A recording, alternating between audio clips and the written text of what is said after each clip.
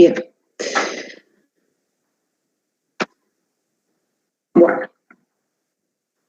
Hoy les tocaba, uno de los temas que nos tocaba es edema, un sinónimo que por ahí no se utiliza tanto el término. Voy a lo único a sacar acá la camarita por si anda mal internet, pero me van avisando si necesitan algo. Si quieren grabarlo no hay problema, como les dije el otro día, y si no, yo después lo tengo con un audio hecho que he tratado de poner todo lo necesario, así que si quieren después lo pueden bajar con el audio. Bueno, perfecto. Vamos a comenzar entonces. El tema de hoy, como les dije, es edema y ganglios linfáticos. Y como ya les había ido comentando, ido adelantando, el término edema también se puede denominar hidropesía, que si bien no se utiliza tanto, es otra forma de denominarlo. Y cuando nos referimos a edema es cuando hablamos de que existe una acumulación excesiva de líquidos en el tejido celular subcutáneo, intersticio de los órganos y demás tejidos, que está excediendo el volumen normal del líquido intersticial. Y como ven en la fotografía, hoy pude mostrarle a algunas alumnas y han podido evaluar esto, que es el signo de la fobia o del Godet, que es como se pone de manifiesto el edema, ¿sí? Entonces, enseguida ya les digo bien la denominación. Bueno, ¿cuál es la fisiopatología del edema?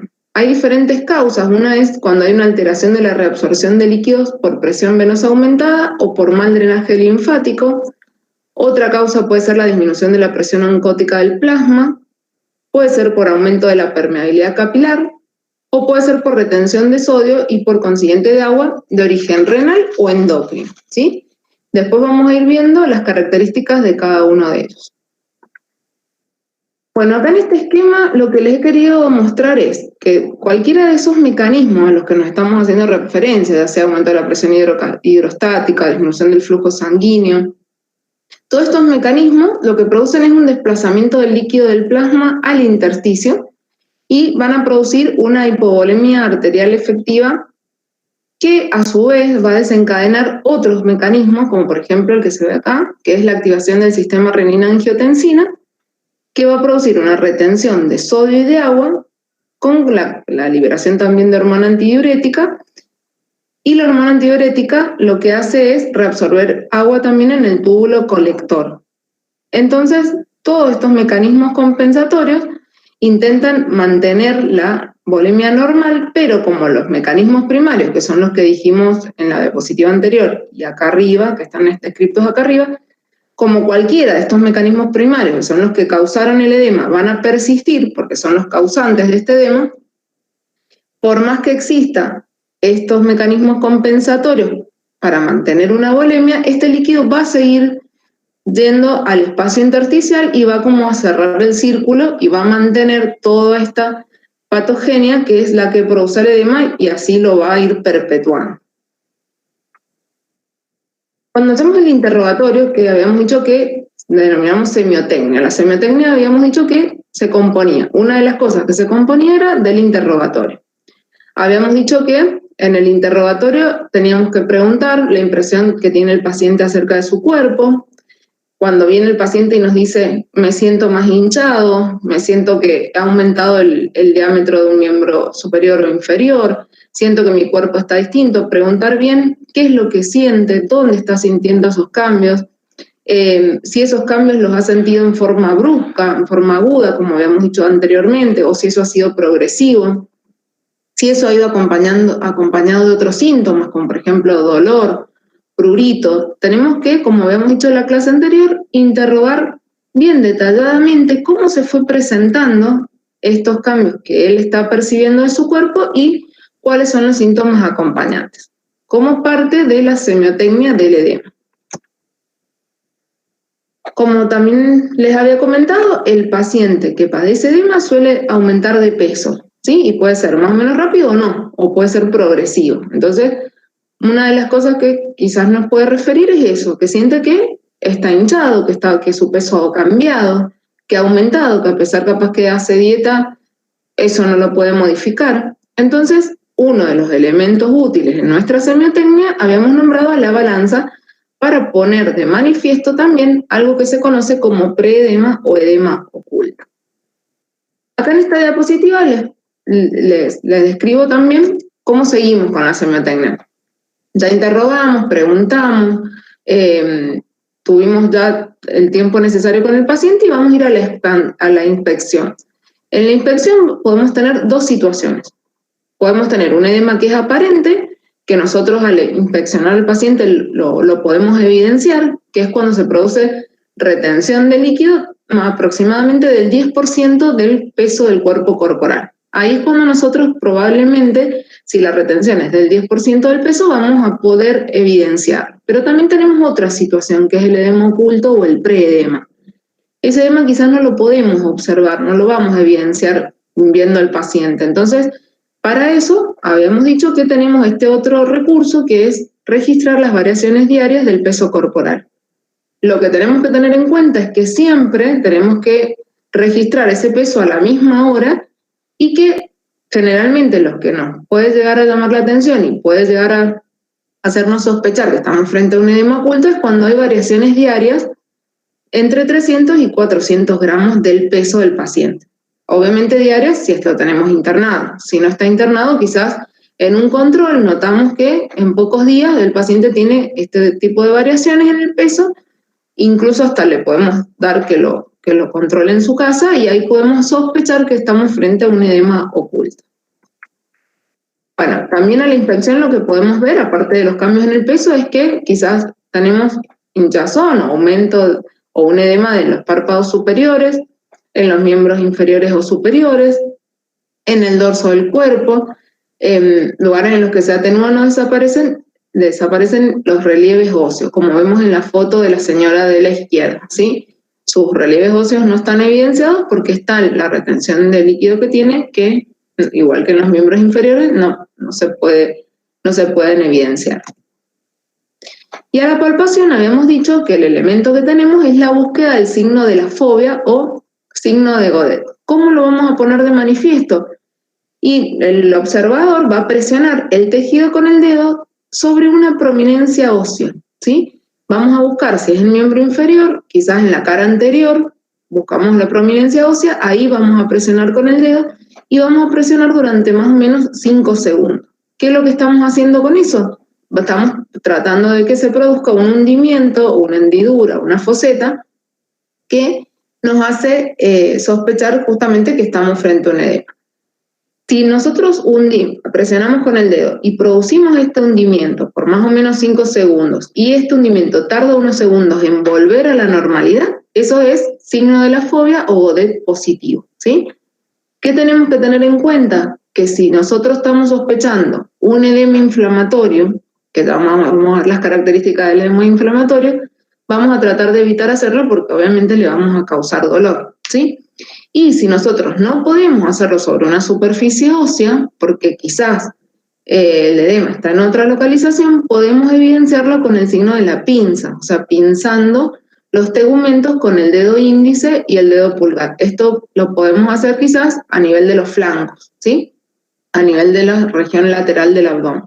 Entonces, o evidenciamos el signo de la fobia, o podemos hacer pinza con los dedos índice y pulgar para poder evidenciar el signo de la fobia o Godet. Bueno, esto es muy importante porque en esta semiotecnia, cuando estamos evaluando el edema, este signo de la fobia lo vamos a buscar en los miembros inferiores, en el dorso del pie, sobre la cara anterior de la tibia, pero obviamente que vamos a tener en cuenta que tiene que ser un paciente que habitualmente deambula, ¿sí? Que está caminando, no que está la mayor parte del día acostado. Si nosotros vamos a buscar el signo de la fobia a los miembros inferiores y no lo evidenciamos, pero es un paciente que está la mayoría del día acostado en reposo, no se va a poner de manifiesto en esa región, porque tiende a acumularse en las zonas de declive. Entonces, ese signo de la fobia lo vamos a tener que ir a buscar no a los miembros inferiores, en la cara anterior de la tibia, sino en el dorso de la columna lumbar, a nivel sacro, ¿sí? En esa región, porque es donde, por declive, la acumulación de líquido se va a localizar ahí. Esto es bastante importante también. Cuando estamos frente a un edema generalizado, esto ya se denomina anasarca, que es cuando ya existe, se agrega a todo esto la presencia de trasudados en las cavidades serosas. Podemos tener hidrotórax en la pleura, ascitis en el peritoneo, hidropericardio a nivel cardíaco y, esto también, la magnitud del edema la vamos a evidenciar de dos formas. Se lo he puesto en otro lado, ya se los comento en otra diapositiva. Quería mostrarles esta foto. Esto es la nasarca, ¿sí? Cuando ya el edema es generalizado, como en esta paciente, donde tenemos el signo de la fobia acá, a nivel de, por arriba de las mamas, ¿sí? Y tiene también, si miramos, observamos con detenimiento, edema a nivel facial. Y bueno, si viéramos el resto del cuerpo, probablemente tiene, aparte de los miembros superiores e inferiores. O sea, un edema generalizado es anasarca. Una clasificación que tenemos de los edemas es, yo después les he hecho más o menos un resumen según la causa, todas estas cosas. ¿Qué tenemos que tener en cuenta cuando nosotros vamos a hacer la semiología de edemas? La sensibilidad de la piel, ¿sí? Si cuando vamos a hacer la palpación, ese edema es indoloro o es doloroso. La extensión, si es localizado o es generalizado. ¿Qué características tiene la piel? Si esa piel está rubicunda, como que hay proceso inflamatorio, si está pálida, porque hay vasoconstricción, ¿sí? Si está cianótica, cómo está la piel de la región donde tenemos el edema, para que nos orienten la causa. Si la consistencia es blanda o es dura, ya van a ver que eso también nos va a orientar en la etiología. Si la piel está fría o está caliente, y las diferentes causas, que las vamos a ir viendo una por una, son edema inflamatorio, edema carencial, renal, cardíaco, hepático y el angioneurótico entre los más importantes. Otra forma de clasificarlo es según la magnitud. Según la magnitud tenemos edema grado 1 o una cruz, lo que vamos a poner en la historia clínica es una de 4 cruces, ¿sí? Ese es el grado 1, como está ahí puesto en la diapositiva. Una cruz, barrita, 4, ¿sí? 1 en 4 es un edema leve. Es cuando la depresión no va a producir una distorsión visible del contorno y cuando lo hacemos casi instantáneamente desaparece. Es un edema leve. Grado 2, 2 de 4 cruces, ya es más profundo, 4 milímetros más o menos, cuando no hay distorsión y desaparece más o menos entre los 10 y 15 segundos. Grado 3, 3 cruces, es más profundo, 6 milímetros, hay distorsión y tumefacción de la zona y por ahí desaparecen más tiempo. Hablamos que generalmente desaparecen en segundos, ya cuando demora más en desaparecer ya podemos hablar de un grado 3. Y grado 4, 4 cruces, profundo, hasta 1 centímetro, o sea, cuando nosotros hacemos la depresión nos queda la foseta o el hundimiento, ese hundimiento puede llegar hasta el centímetro, esa zona ya está distorsionada gravemente y desaparece en más tiempo, en más minutos, ¿sí? Es otra forma de clasificar los edemas, según la magnitud, estamos diciendo. Y luego habíamos dicho que cuando hablamos de semiografía es lo que nosotros vamos a plasmar, lo que nosotros vamos a describir en nuestra historia clínica. Cuando después de que hicimos el interrogatorio, de que hicimos la inspección, la palpación, vamos a hacer la semiografía. O sea, vamos a describir ese edema que hemos evidenciado. Entonces, ¿qué es lo que vamos a escribir? La localización, la distribución, si la distribución del edema es simétrico o no, la intensidad es lo que dijimos recién, si es de una cruz, 2 cruces, 3 cruces, 4 cruces, la extensión, el color de la piel que cubre esa zona edematosa, si la piel está roja, está blanca, está cianótica, y el aspecto de la piel, si esa piel está fina, está lustrosa. Esto lo pudimos evidenciar hoy también en el hospital. Esto es importante. Si nosotros tenemos una piel fina, lustrosa, eso es más, nos habla más de un edema agudo. Si ya tenemos una piel fibrótica y pigmentada, probablemente ese edema ya lleve más tiempo y es un edema crónico, ¿sí? Esto es bastante importante como guía en la evolución de los edemas de nuestros pacientes. Todo esto es lo que nosotros tenemos que tratar de plasmar, ¿sí? Luego de haber hecho la semiología. También tenemos que plasmar la temperatura de la piel, si esa temperatura es normal, como el resto de la piel o no, si está disminuida o está aumentada. La sensibilidad, si hay coexistencia con dolor, por ejemplo en un edema inflamatorio. La consistencia, como dijimos recién, duro en los crónicos. La evolución, esto es parte del interrogatorio, el ritmo de aparición, progresivo, brusco, en la noche si desaparece, si se atenúa, si empieza a aumentar durante la mañana y se va como evidenciando más durante el día y disminuye en la noche, si son edemas periódicos, o sea, no todo el tiempo, no permanentes, y si hay trastornos tróficos asociados que generalmente también se asocian a edemas crónicos, ¿sí? Trastornos tróficos de la piel. Vamos a vincularlos con los movimientos y la posición, como dijimos antes, si el paciente permanece más tiempo acostado o si el paciente deambula, si tiene relación con eso, si empieza a aumentar el edema cuando el paciente camina y disminuye con el reposo. La asociación de la aparición con algún evento como medicamentos que esté tomando, la alimentación, si ha comido algo diferente en los últimos días, si ha tenido alguna picadura, y la concomitancia con síntomas o signos de otras enfermedades o situaciones fisiológicas, como por ejemplo la menstruación.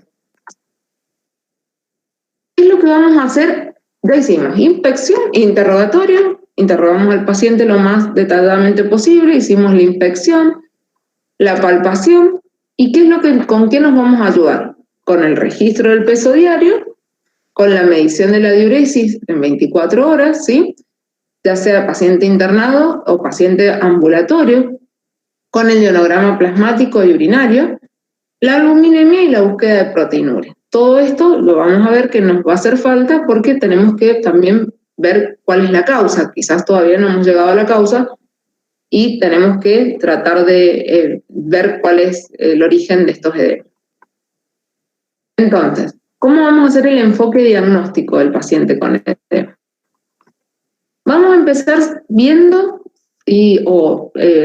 evaluando si nuestros edemas son simétricos o asimétricos, ¿sí? Si es un paciente que tiene un edema que es asimétrico, o sea, que se presenta, por ejemplo, en un miembro inferior y no en los dos miembros inferiores, o en un miembro superior y no en los dos, podemos estar frente a una trombosis venosa profunda, a un linfedema, puede ser un edema de origen traumático, inflamatorio, por vasculitis o la distrofia simpática refleja. Y cuando son simétricos, por ejemplo, bilaterales, el edema angioneurótico, el edema cíclico, cardíaco, el renal, el hepático, por desnutrición o pérdida de proteínas, y el de la insuficiencia venosa crónica. Esto es para que empecemos, es muy importante que lo evidenciemos. Bien, ubicándonos entonces en si eran simétricos o asimétricos. Tenemos, por ejemplo, el edema venoso agudo. Es cuando hay un edema que aparece probablemente en forma aguda, unilateral, con un signo franco de la fobia, sin tener alteraciones de la piel, que dijimos que podían haber trastornos tróficos. Este apareció más o menos en forma aguda, no tiene alteraciones de la piel, entonces nos tiene que hacer sospechar que es o una tromboflebitis, o sea, un origen inflamatorio, infeccioso, o es una trombosis venosa profunda. Cuando predomina el componente venoso inflamatorio, o sea, el flebítico, puede haber también compromiso o puede estar acompañado de otros síntomas como fiebre, taquicardia. Y lo que también se va a presentar en una trombosis venosa profunda, por ejemplo, es el dolor a la dorsiflexión del pie, que se llama signo de Omans, o cordón venoso también. En vez de tener el signo de Omans, que es el dolor a la dorsiflexión, quizás palpamos el cordón venoso, ¿sí? Entonces, esas son las características de este edema venoso agudo. Frente al diagnóstico presuntivo de un edema por una trombosis venosa profunda, lo que quiero que les quede es que es importante saber cuál es el sitio de obstrucción. Y generalmente pensamos respecto al nivel de la rodilla, ¿sí? ¿Por qué? Porque una trombosis venosa profunda por encima de la rodilla va a tener más riesgo de complicaciones o de una evolución a un tromboembolismo de pulmón, ¿sí? Porque se puede desplazar el trombo hacia el corazón derecho e impactar en las arterias pulmonares. Y esto se los remarco desde ahora porque nosotros es tan importante poder saber o poder sospechar este tipo de edema, esta causa de edema, que necesitamos sí o sí pensar, aunque sea en un tromboembolismo de pulmón, ya lo van a ir viendo con las otras clases, incluso en medicina internada, porque es importante diagnosticarlo y porque el tratamiento es la anticoagulación y tenemos que tratar de instaurarlo lo más pronto posible, ese tratamiento. Bueno, la temperatura de este tipo de edema suele ser normal. Cuando esta obstrucción es grave, la piel puede adquirir un color cianótico y el diagnóstico lo vamos a sospechar semiológicamente y por anamnesis porque le vamos a preguntar y vamos a tratar de evidenciar si hay factores de riesgo de los que integran la triada de Virchow, ¿sí?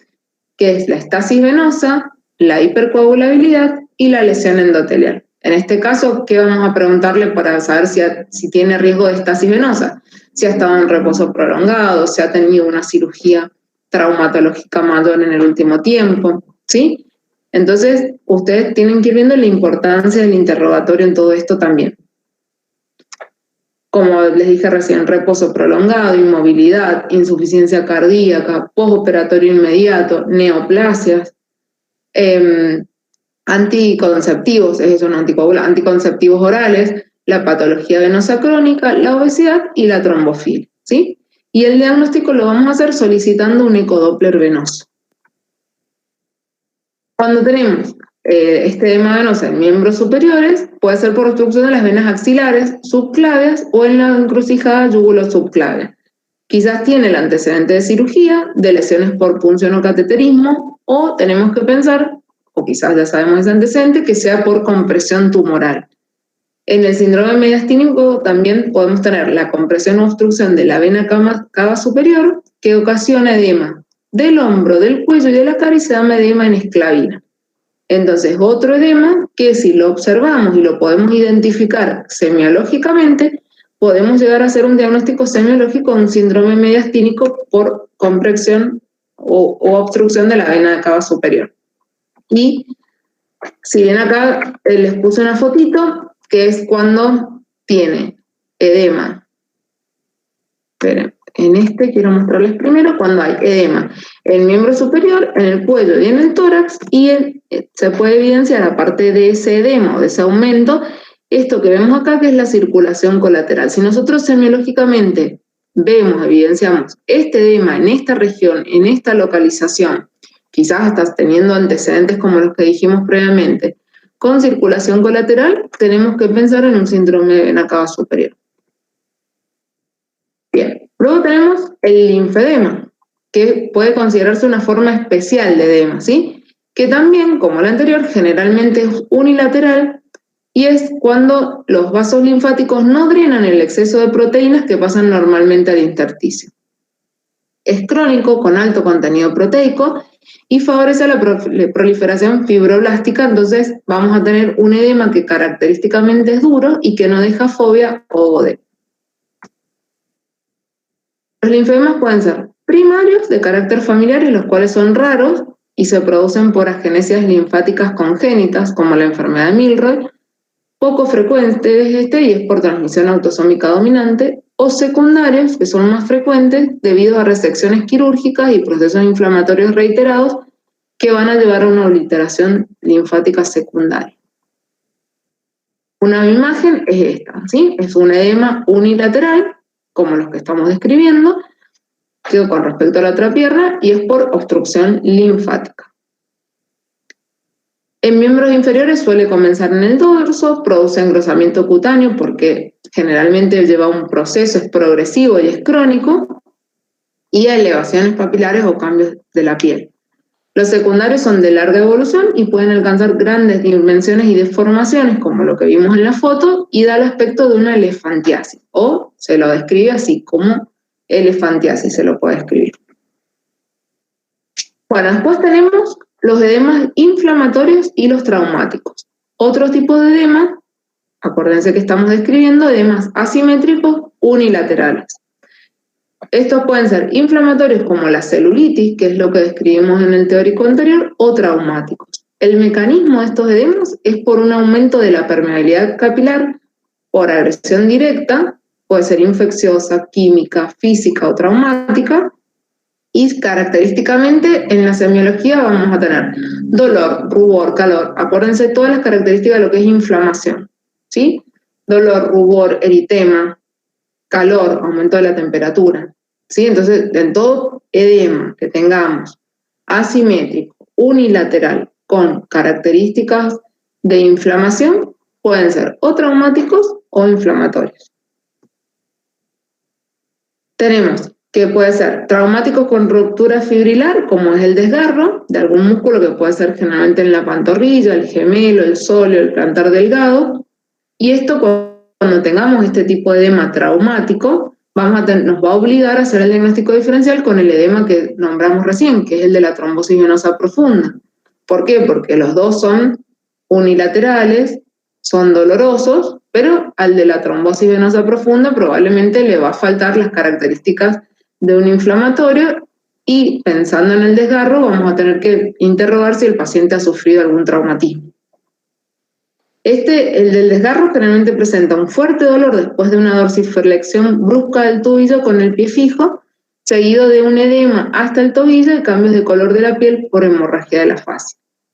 Y después tenemos otros tipos de edemas traumáticos con solución de continuidad que se pueden acompañar de una sobreinfección por un Staphylococcus aureus, un estreptococo, y quizás tenemos inicialmente un edema de causa traumática como el que estamos describiendo, pero que se sobreinfectó con alguna bacteria y que nos lleva quizás a una celulitis o a un erisipela. Acuérdense, estos eran causantes de ese tipo de edema.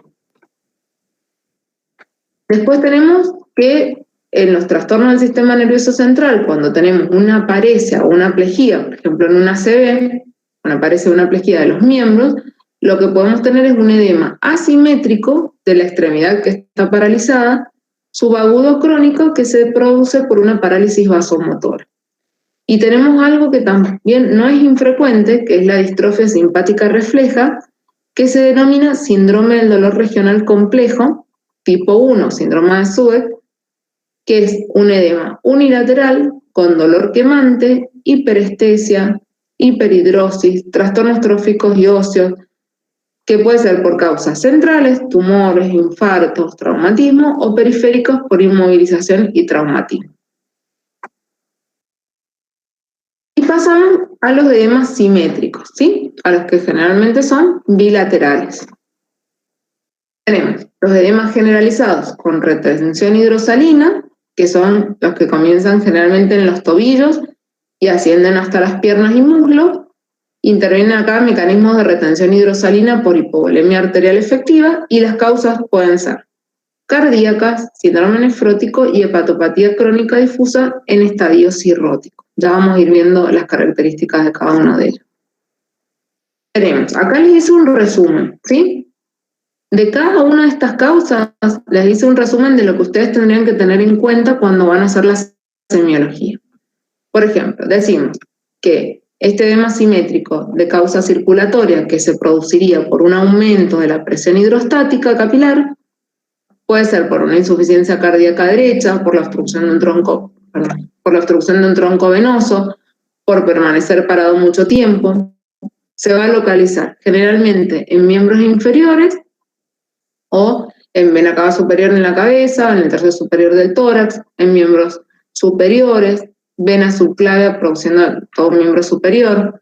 Son las diferentes causas. ¿Cuál es la intensidad de un edema circulatorio? Generalmente es variable, la extensión es variable, la piel puede estar cianótico, salvo en la obstrucción de la vena ilíaca, que ahí tenemos una flegmasía de Alba Dolens. La temperatura suele ser fría, la sensibilidad suele ser normal, la consistencia es elástica o blanda, la evolución va a ser según la causa, y puede tener, cuando ya es crónico, trastornos tróficos que pueden llegar a producir melanoderma, ¿sí? Cambios en la coloración. Doctora, una pregunta. ¿Qué es la flegmasia de Alba Dolens? Es la que se produce por obstrucción de la vena ilíaca, pero que no va a tener la piel cianótica, sino justamente la piel va a estar pálida, ¿sí? Esa es la flegmasía de Alba Dolens. Ustedes siempre... Oh, esperen. ¿Me salí? Perdón.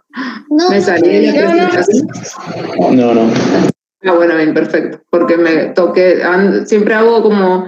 muevo demasiado las manos, entonces como que voy tocando otros botoncitos, y esperen que me fui de... Ahí está. Perfecto. Bueno, ¿qué es lo que quiero que hagan diagnóstico diferencial acá? Lo que yo les estaba explicando es que, por ejemplo, cuando ustedes van a Cuando ustedes tienen que hacer la semiografía de los edemas, lo que tienen que poner es todas estas características. Cuando van poniendo todas estas características, la localización, la intensidad, la extensión, parte de lo que ustedes hicieron a la inspección y a la palpación y parte también va a ser del interrogatorio, ¿sí? Entonces, uno de los diagnósticos diferenciales, una de las cosas que caracteriza, pero que no es tampoco específico de un edema circulatorio, es que la piel suele estar cianótica, pero no es siempre así, ¿sí? Pero también tenemos la flegmasía de alba dolens, que es de causa desconocida, que generalmente es reversible después de una trombosis venosa isquémica, que puede producirse como consecuencia de una obstrucción venosa aguda, y que lo que lo va a diferenciar de un edema cardíaco es el color de la piel, ¿sí? La piel no va a estar, la piel de la flegmasía no va a estar cianótica, y se produce también, en realidad generalmente se produce posterior a una trombosis, pero la fisiopatología, digamos, es por aumento de la presión hidrostática, ¿sí? Esa es la flegmasía. Es un estado posterior a la trombosis venosa generalmente, y lo que lo diferencia de esto es el color de la piel, ¿sí? ¿Me escuchan? Que no va a alcanzar... Sí, sí.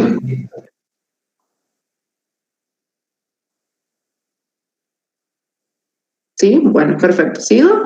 ¿Lo entendieron o se les hizo mucho lío? No, sí, se entendió. Perfecto. Piensen siempre que todos estos diagnósticos diferenciales son el mecanismo, la fisiopatología que los produce son distintos, pero muchos tienen las características similares, ¿sí? Entonces, por eso es tan importante cada uno de estos elementos, cada uno de lo que yo les he tratado de hacer en los resúmenes. Pero lo que ustedes tienen que llegar, evaluando cada uno de estos elementos, es a poder hacer el diagnóstico diferencial entre uno y otro. Los dos son unilaterales, este es bilateral, el otro puede ser unilateral, la piel de uno está cianótica, la piel del otro está pálida, la temperatura en uno está fría, ¿sí? En otro quizás no.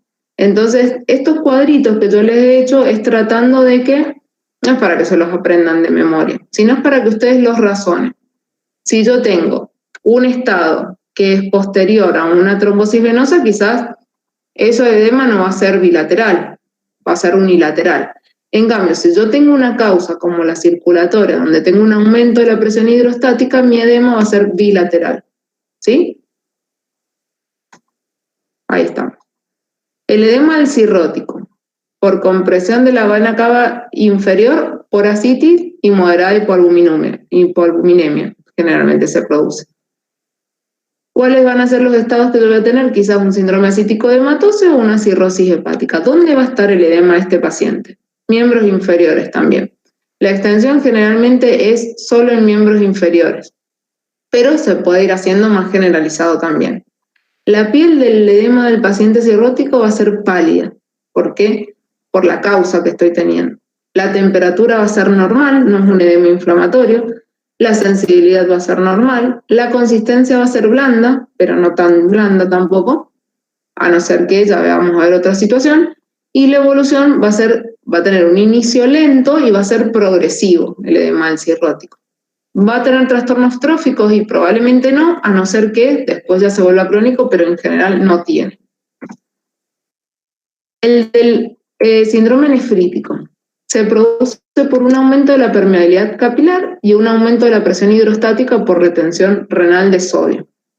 Siempre piensen en el cuadrito que les puse inicialmente, con los mecanismos causantes y qué es lo que lleva cada mecanismo, cuáles son los mecanismos compensatorios a los que llevan. Así les va saliendo todo razonándolo y no lo tienen que aprender de memoria. Este se va a localizar en párpados superiores. La intensidad también y la extensión es variable, la piel está pálida, la temperatura es normal, la consistencia es elástica y la evolución aparece en la noche, cuando el paciente está acostado. Va a depender obviamente de la enfermedad de base y trastornos tróficos no hay, ¿sí? Es el paciente que se despierta en la mañana con el edema localizado en los párpados, probablemente. Otro importante es el edema nefrótico. La causa de este es por disminución de la presión oncótica de la sangre por una hipoalbuminemia, ¿sí? La localización es la cabeza, el cuerpo, los miembros inferiores sobre todo, la intensidad es de leve e intenso, este puede llevar a nasarca, un edema generalizado, la piel es pálida, temperatura y sensibilidad normal, consistencia muy blanda. Esto es importante, lo que lo va a diferenciar al edema del síndrome nefrótico del resto de los edemas es la consistencia. Es un edema muy blando, se llama edema en mantequilla porque cuando nosotros hagamos el signo de la fobia o Odette, se nos va a hundir el dedo en la piel, ¿sí? Va a dejar una fobia importante y van a notar que no ofrece resistencia a la piel, ¿sí? Es bien blando, esa es la característica del edema del síndrome nefrótico. Es de inicio rápido en los niños y es más lento en los adultos. Y generalmente no tiene trastornos tróficos.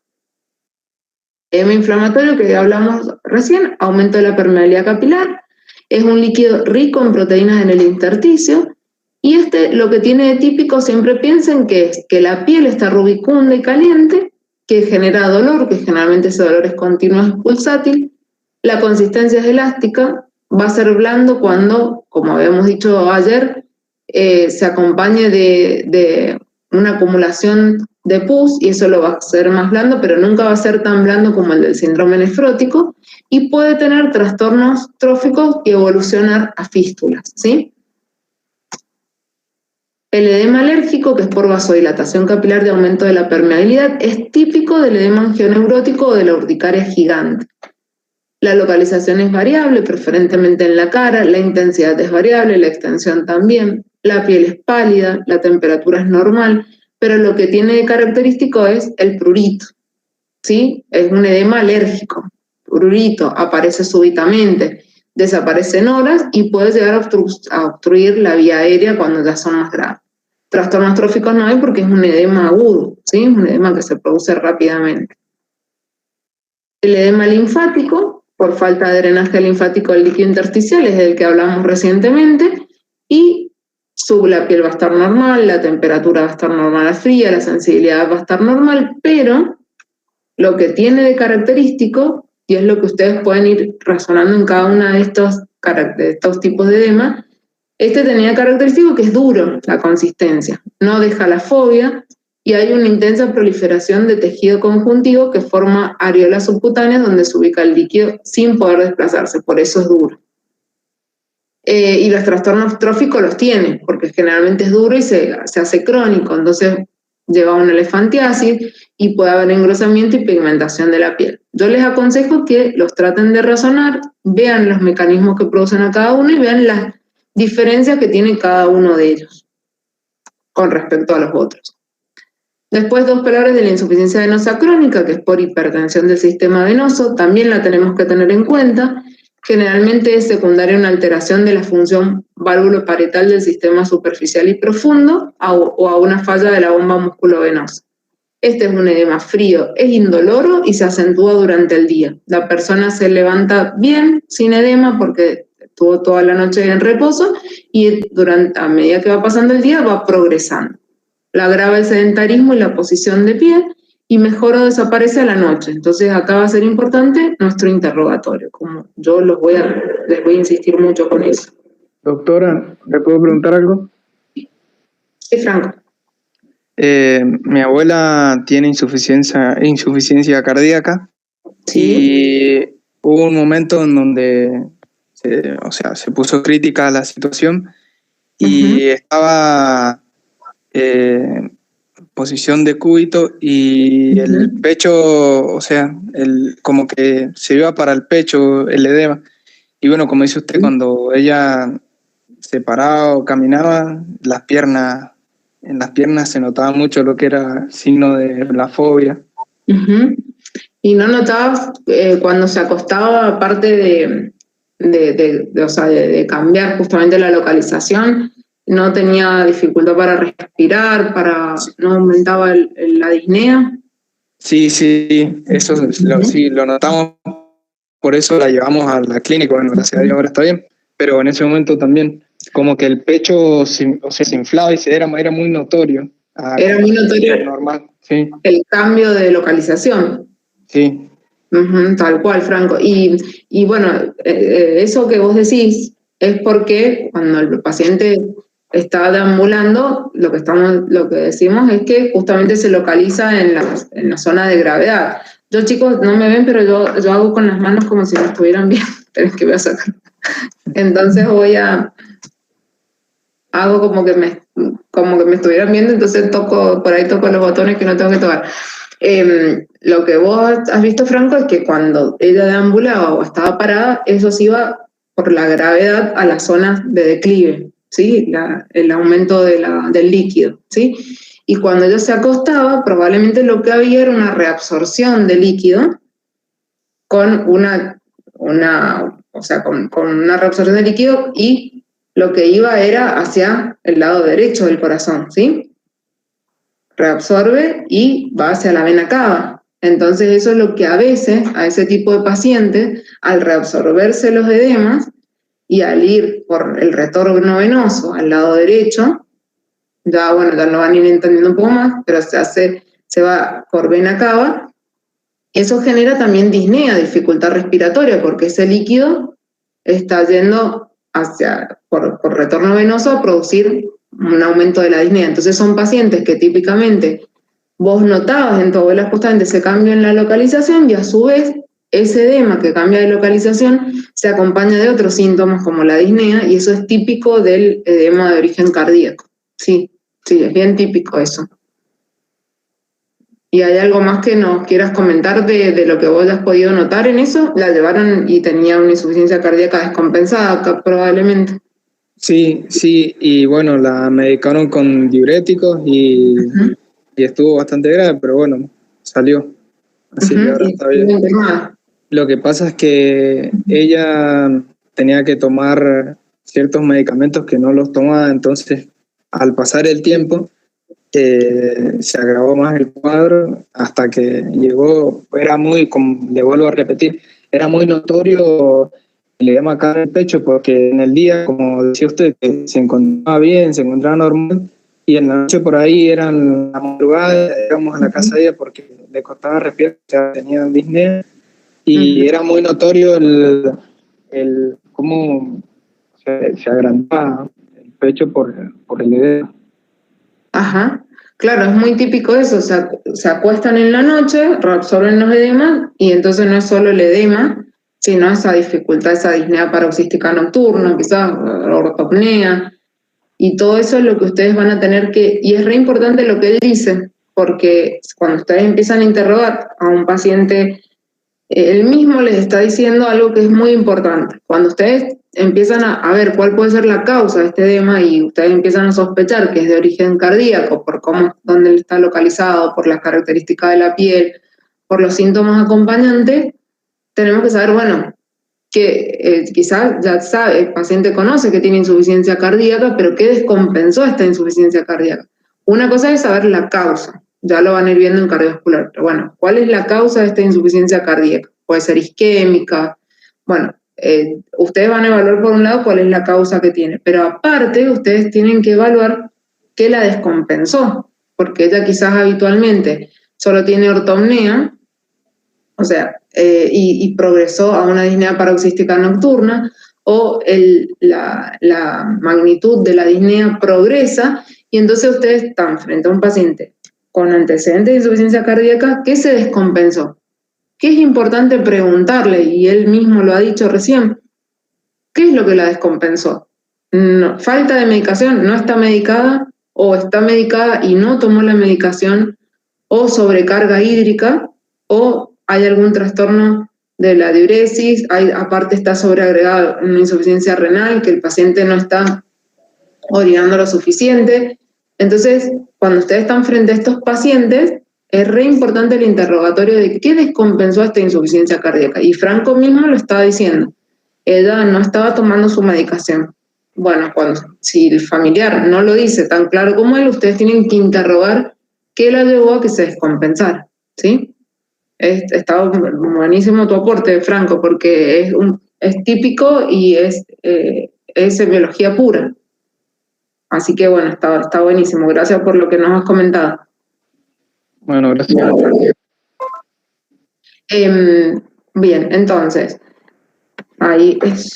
bien.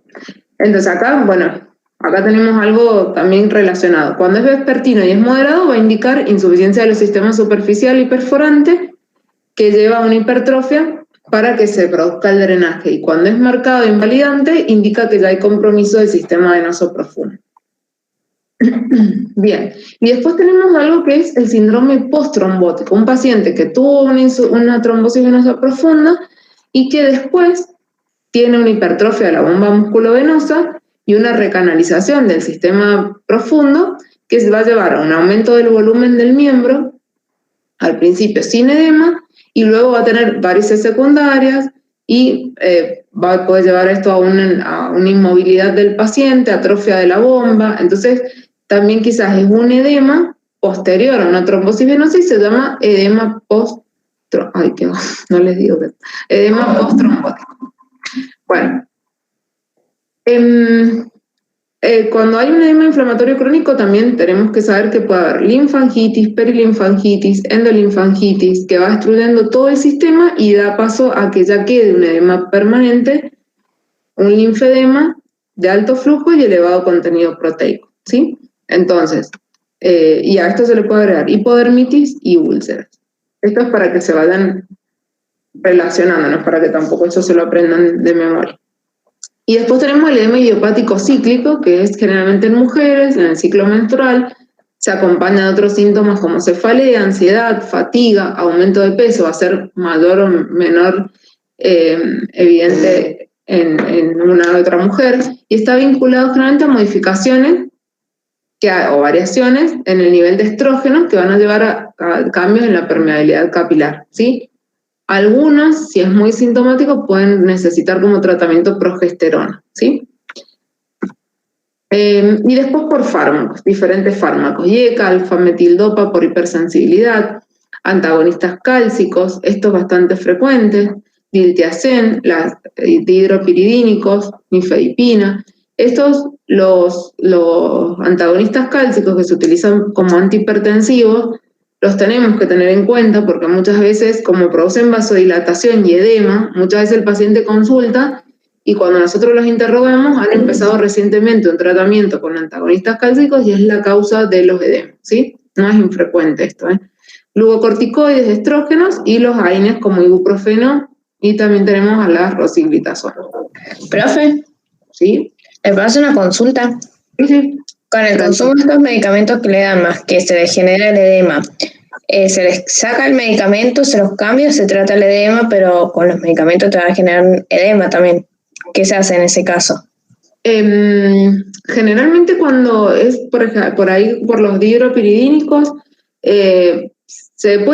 yo lo que he hecho es, si es muy intenso y muy molesto para el paciente, por ahí, bueno, lo sacás, pero lo que tenemos que intentar es por ahí esperar un poco a ver si con el pasar de 1 o 2 semanas, a ver si lo puede ir tolerando mejor y quizás después ya justamente estos edemas o son muy leves, porque también lo que tenemos que evaluar en este caso es por qué le indicamos antagonistas cálcicos. Si es un paciente que por una falla renal no puede utilizar otro tipo de antihipertensivos, por qué le estamos indicando ese grupo de medicamentos. Si es un paciente que está indicado este grupo de medicamentos, es con el que más se va a favorecer y esos edemas no son muy intensos, no les generan demasiada molestia, puedo esperar un poco antes de sacárselos inmediatamente. Lo he hecho. O sea, por ahí son leves los edemas, identifico que puede llegar a ser esto, espero. Si esos edemas se incrementan, voy a buscar a ver si no es otra la causa de estos edemas, ¿sí? Y si no, si en realidad no son tan intensos y el paciente los tolera, se los dejo. No se los saco. Más si es el grupo que está indicado. Gracias. No. Bueno, perfecto. Están buenas las preguntas que están haciendo. Muy bien. Profe, bueno, o sea que se tendría que... Perdón. Sí, decime. ¿Me escucha? Sí. Entonces tenemos que ver riesgo-beneficio, digamos, si el paciente en realidad le conviene utilizar ese fármaco, como que se atenúa lo que es el edema, por así decirlo, como que se deja en un segundo plano.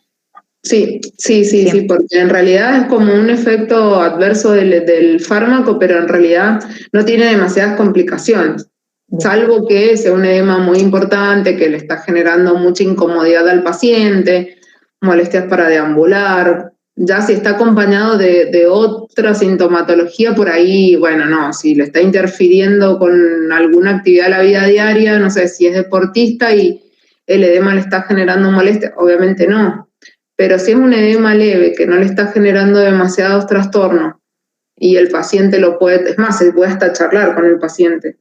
Se le puede explicar que uno sospecha que esa es la causa de los edemas y que como es justamente el beneficio que va a tener con ese grupo de fármacos va a ser mayor que el riesgo, justamente, si él está de acuerdo, podemos intentar que lo siga tomando. Si al paciente le genera demasiado trastorno, bueno, se puede evaluar quitar. Pero hay veces, y ya lo van a ver, que los pacientes, bueno, por ahí es raro que sea la única causa de los edemas, pero hay veces que los pacientes, por diferentes situaciones, es el único grupo farmacológico que pueden tomar, ¿sí? Entonces, bueno, no tenemos que desesperadamente sacarlo inmediatamente. A eso voy, o sea, no porque tengo un edema leve, yo le voy a sacar inmediatamente el fármaco, ¿sí? Se evalúa riesgo-beneficio, como decía. Pero yo se los comento porque hay que pensarlo, los pacientes consultan por los edemas y se charla, todo se tiene que explicar al paciente, ¿sí? Yo le explico, si el paciente está de acuerdo, perfecto, y si no está de acuerdo, también, o no le parece, o no quiere, se le retira y se le cambia. Bien. Bueno, mixedema dijimos que es la acumulación de mucopolisacáridos hidrófilos en la piel, es el que aparece en el hipotiroidismo. Se parece al edema por tumefacción y borramiento de los pliegues cutáneos, pero no va a presentar signo de fobia. ¿Por qué? Porque el material que habíamos dicho, que son los mucopolisacáridos, infiltran e induran la piel y no permiten el desplazamiento ante la presión. Entonces, otro tipo de edema duro, ¿sí? No es un edema elástico y no deja fobia. Eso es otra de las cosas que tienen que tener. ¿Cuáles son los que dejan fobia y cuáles no? Profe, una pregunta, ¿por esa misma causa es que el linfedema tampoco deja signo de la fobia? No es la misma causa, porque no es infiltración de mucopolisacáridos. Acordate que es otra del mecanismo. O sea, me refiero a que es sólido. Sí, en realidad, bueno, es sólido, es por obstrucción, pero sí, en realidad no es por aumento de la presión hidrostática, sí, está bien. Sí, claro, bien. Pero no es la misma fisiopatología que el mixedema, justamente. Es por infiltración de mucopolisacáridos y el otro, en realidad, es por obstrucción linfática, ¿sí? Bien, y las causas de uno y de otro son distintas, por eso es tan importante identificarlo, ¿sí? Pero está bien que lo tienen que razonar para no aprendérselos de memoria todos estos, porque si no, aprendérselos de memoria no tiene sentido. Aparte, si lo razonan, no se les va a olvidar nunca más. Y esta es otra de las cosas importantes del mixedema, que el color de la piel es pálida, es amarillenta, la piel está fría, está áspera, está seca, está escamosa, eso es típico del mixedema, a diferencia del linfedema, ¿sí? Bueno, esto puede estar disminuida las secreciones sebáceas, la sudoración está disminuida, también característico del mixedema, y en algunas regiones, como dijimos, como la supraclavicular, pueden haber cúmulos adiposos granulosos cuando hacemos la palpación. Y esta por ahí es una de las fases más características, por eso creo que está en todos lados esta fase, porque es característica del mixedema. Son pacientes que tienen aumento de peso, parecen como adormecidos, como abotagados, la piel está engrosada, está seca, hay disminución del sudor, las extremidades están edematosas, la cara está edematizada, tiene un aspecto abotagado, ese aspecto cansado que tiene la mujer, los labios están edematizados, la nariz está redondeada, las orejas están, no se ven ahí, pero están dilatadas, generalmente eso es una fase típica del mixedema. Bueno, la causa es el hipotiroidismo, ¿sí? Generalmente. El lipedema, que es el edema que aparece sobre una lipodistrofia, cuando el paciente permanece mucho tiempo de pie o sentado, es leve, es bilateral, simétrico y puede dejar un mínimo godet. Bueno, y hasta ahí hablamos de edema, ¿sí? ¿Hasta ahí tienen alguna duda? Bien, sigamos. Entonces, después vamos a hacer un repaso sobre lo que es el sistema linfático. Rápidamente, tenemos el sistema está compuesto por vasos y ganglios superficiales y profundos. La función de los vasos linfáticos va a ser volcar el líquido intersticial en las venas, reuniéndose todo en el conducto torácico y en la gran vena linfática. Y los ganglios linfáticos son los que albergan linfocitos originados en la médula ósea, que en ellos se reproducen para cumplir luego funciones inmunitarias. ¿Sí? ¿Qué les puede pasar a estos ganglios? Pueden sufrir alteraciones de tipo inflamatorias o por estasis mecánica. Tenemos ganglios linfáticos superficiales, son todos estos, ¿sí? Nosotros lo que tenemos que tratar de distinguir es que tenemos ganglios de cabeza y cuello, que generalmente son, que son superficiales y que son los que vamos a poder evaluar, como por ejemplo podemos empezar por los preauriculares, que son los que vemos en el dibujo, los retroauriculares o poauriculares, los occipitales, el tonsilar o submandibular, ¿sí? El submaxilar, el submentoniano, la cadena cervical anterior y posterior, los supraclaviculares, los que están acá abajito. Bueno, todos estos son, el orden yo les aconsejo preauriculares, retroauriculares, omastoideos, occipitales, los parotidios, los retrofaringeos amigdalinos, submaxilares, submentonianos, sublinguales, luego evaluar los cervicales y los supraclaviculares. Estos son, ¿cómo se va a hacer? Se va a hacer la maniobra siempre, no se tienen que olvidar, lo importante es que van a hacer la maniobra a ambos lados del cuello. Acá les he hecho un resumen para que ustedes, porque esto por ahí es importante, dónde lo van a ir a buscar y cuáles son las aferencias. ¿Qué nos interesa de estas aferencias? Si yo evidencio un ganglio, una adenomegalia occipital, tengo que ir a buscar cuál es la causa según la aferencia que tiene ese ganglio. Por ejemplo, occipitales están en la protuberancia occipital externa y la apófisis mastoidea, por afuera las masas musculares y la aferencia del cuero cabelludo. Los posauriculares o mastoideos, por detrás de la oreja, las aferencias son del pabellón auricular, del conducto auditivo externo y de la región temporal del cuero cabelludo. Los preauriculares, la aferencia es de la piel, conjuntivas de los párpados, la piel de la región temporal, el conducto auditivo externo y el pabellón auricular. Los submaxilares, la aferencia es de la lengua, de la glándula submaxilar, de los ganglios submentonianos, mucosa de los labios, mucosa yugal y encías. Los submentonianos, la aferencia es del labio inferior, del piso de la boca, de la punta de la lengua y de la piel de las mejillas. Los cervicales anteriores, la aferencia es de los 2 tercios posteriores de la lengua, amígdalas, pabellón auricular, parótida, laringe y tiroides. Y los supraclaviculares, las aferencias son de cabeza, de miembro superior, pared, cavidad torácica, mama y cavidad abdominal. Cervicales posteriores, también ver de dónde son las aferencias, y los cervicales profundos. Todo esto yo les he hecho este resumen para que ustedes puedan evaluar. ¿Dónde los vamos a ir a buscar? Vamos a hacer la palpación bilateral. ¿Y dónde voy a ir a buscar la causa de la alteración de esas adenopatías? ¿Sí? Seguimos. Esos son, para hacerles a grandes rasgos, cuáles son los de cabeza y cuello. Después tenemos los epitrocleares, los que están por encima del epicóndilo humeral. Estos están en el surco entre el bíceps y el tríceps braquial. ¿Qué es lo que las aferencias de dónde vienen? De la mitad cubital del antebrazo y de la mano y de los dedos medio, anular y meñique. Axilares. En los axilares, yo les voy a dar un panorama. La axila tiene 3 planos para hacer hincapié. Tiene un plano anterior que está contra el pectoral en la porción posterior del pectoral, tiene un plano medial que está cercano a la parrilla costal y tiene un plano posterior que son los ganglios que están adosados al dorsal ancho. Entonces, el orden que yo voy a seguir es ese: evaluar el plano anterior, el plano medial y el plano posterior, buscando justamente si hay alteraciones y viendo de dónde pueden ser esas aferencias, que pueden ser tanto del miembro superior como de la pared torácica o de la mano. Después, lo que tenemos son los inguinales superficiales. En la región inguinal están los inguinales superficiales y también tenemos profundos. Y creo que se los puse acá. Bueno, la ubicación donde están y las aferencias también. Miembro inferior, pared abdominal, pene, escroto, vulva, toda la región ginecológica, ¿sí? Y los profundos, lo que ustedes tienen que tener en cuenta es que todo lo que es superficial yo lo voy a poder evaluar, le voy a poder hacer la semiología, los voy a poder palpar para ver si tienen alguna alteración.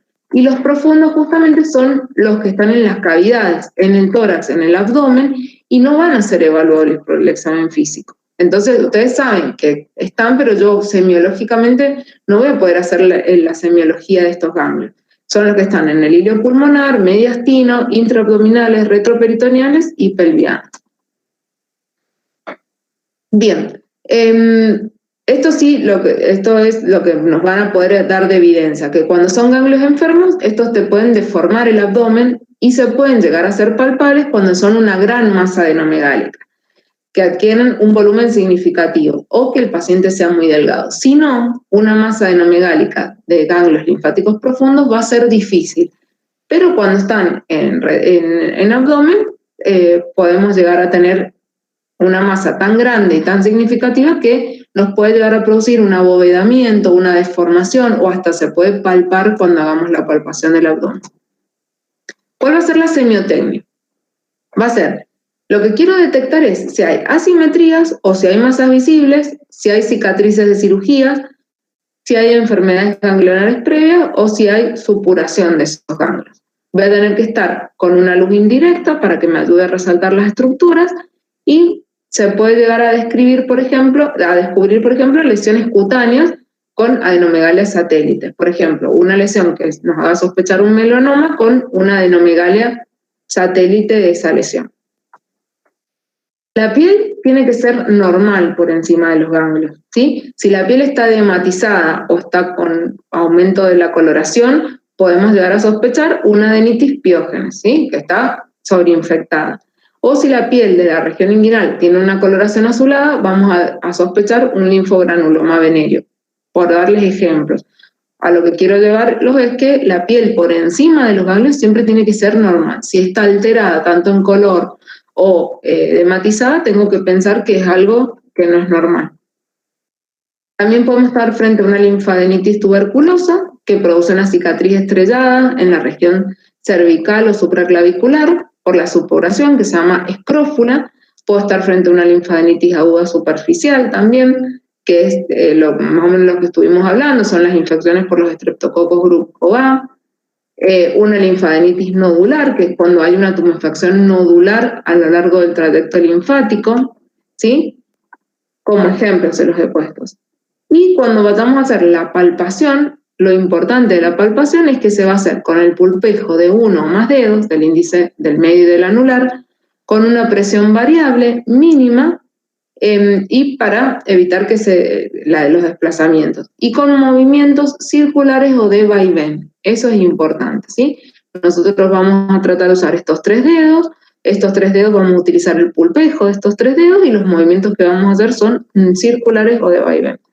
Si nosotros queremos explorar los ganglios de cabeza, cuello, axilares y epitrocleares, generalmente hacemos que el paciente esté sentado y nos ponemos por adelante o por atrás, porque aparte los tenemos que hacer en forma bilateral y tenemos que ver qué simetría hay o si esta afectación es unilateral o bilateral.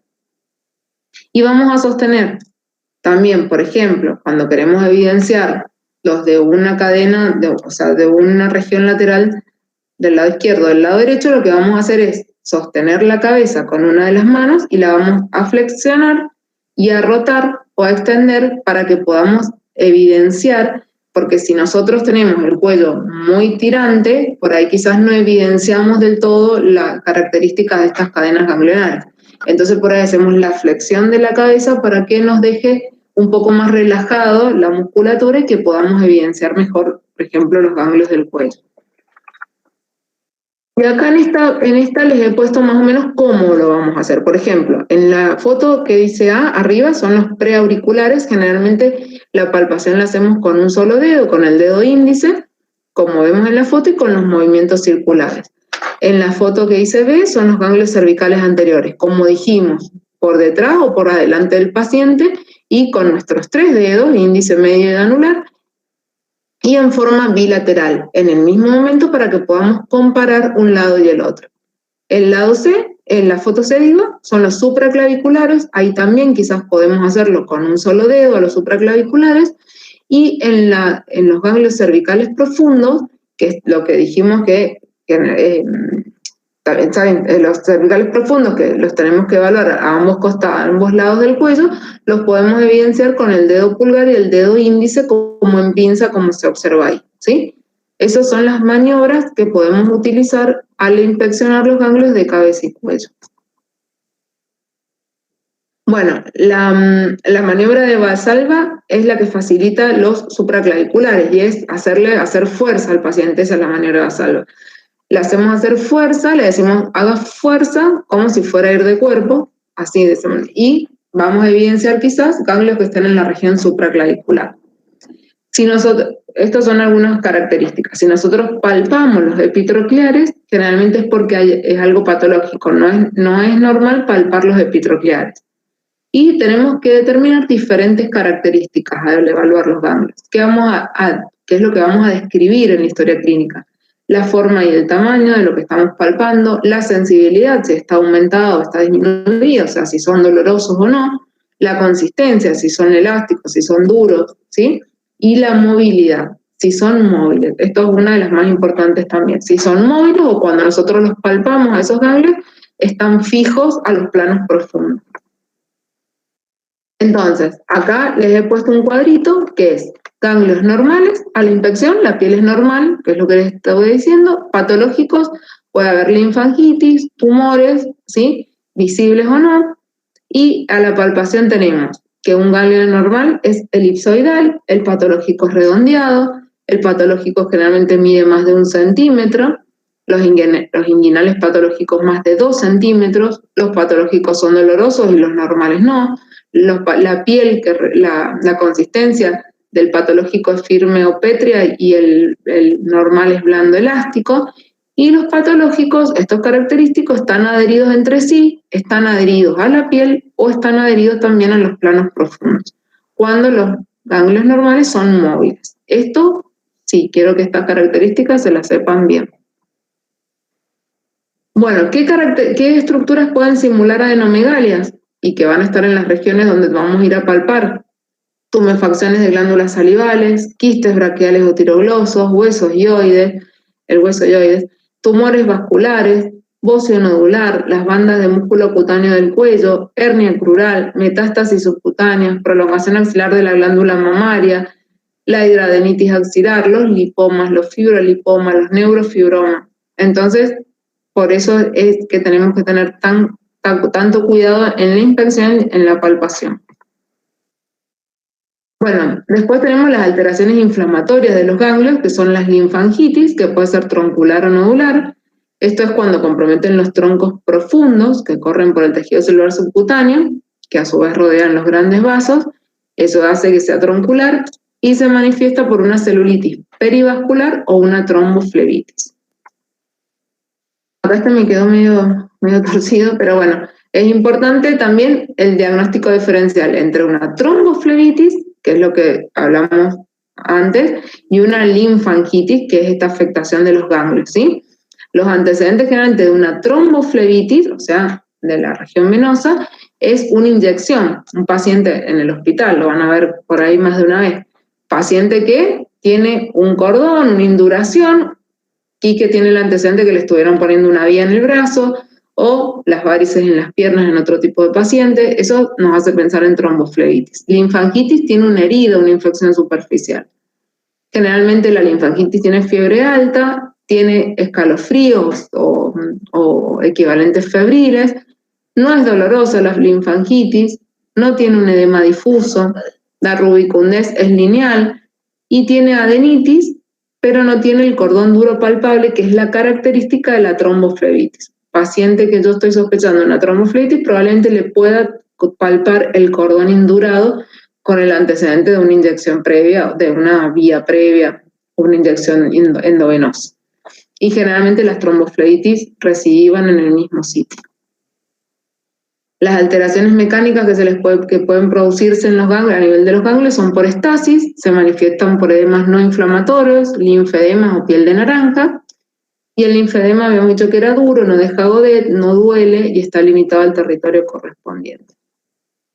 Así que bueno, para que les quede más o menos claro, tenemos que saber cuál es la definición de edema, cuáles son los mecanismos que causan edema, por qué se producen esos diferentes mecanismos, si cuando estamos frente a un edema, si ese edema es simétrico o es asimétrico, cuáles pueden ser las causas de edema simétrico, cuáles pueden ser las causas de edema asimétrico, dentro de las simétricas, o sea, en todos, pero dentro de las simétricas, conocer bien todas las características para poder hacer el diagnóstico diferencial entre ellos, y luego, bueno, saber cuáles pueden ser urgencias o cuáles no, cuál es la diferencia entre edema, linfedema y mixedema y lipedema, y a nivel de los ganglios es cuáles son los ganglios superficiales, cuáles son los ganglios profundos, cuáles son entonces, al ser superficiales, los que vamos a poder hacer semiología, la semiotecnia correspondiente, y los profundos, qué características nos pueden dar para poder hacerse evidente, y cuáles son las diferentes alteraciones a nivel ganglionar. Es un resumen que espero que les sirva, y cualquier duda obviamente me preguntan después también en la plataforma. No sé si les ha servido, si tienen alguna duda.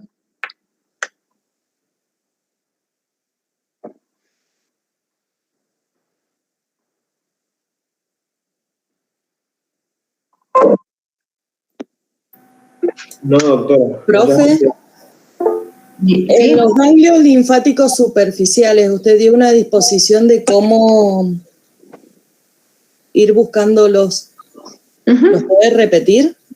Sí, generalmente lo que tenemos que seguir, cada uno sigue en su propio orden, obviamente, ¿sí? Porque en realidad es lo que nosotros, siempre en lo que es semiología, nosotros hay un orden que está sugerido y hay un orden que cada uno tiene para justamente no olvidarse de ningún paso, ¿sí? Y esto es una sugerencia. Generalmente, ¿qué hacemos? Los que evaluamos son preauriculares, retroauriculares, occipitales, tonsilares, submaxilares, submentonianos, las cadenas cervicales anteriores y las posteriores, y los supraclaviculares, ¿sí? Por orden, en realidad. Retro, occipital, tonsilar, submaxilar, submentoniano, cadena anterior, cadena posterior, como para llevar un orden, ¿sí? Obviamente cada uno lo puede hacer, pero mientras que no se olviden, ese sería el orden que llevaría. Como dijimos, por ahí los preauriculares podemos hacer palpación con un solo dedo, los cervicales hacemos la pinza que les comenté, la pinza puede ser de esta manera, ¿sí? Al evaluar los anteriores y los posteriores, supraclaviculares, ¿sí? Submentonianos. Ese es el orden sugerido. Y después los axilares sí les aconsejo que hagan el plano anterior, plano medial y plano posterior, ¿sí? Plano anterior contra el pectoral, plano medial cercano a la parrilla costal, plano posterior adosados como al dorsal ancho. Entonces así es como que hacemos todo lo que es cabeza y cuello, y axilares, epitrocleares, inguinales, y bueno, y esos serían como los superficiales más importantes, y sería como el orden así más fácil para que sigan. Muchas gracias. De nada, chicos.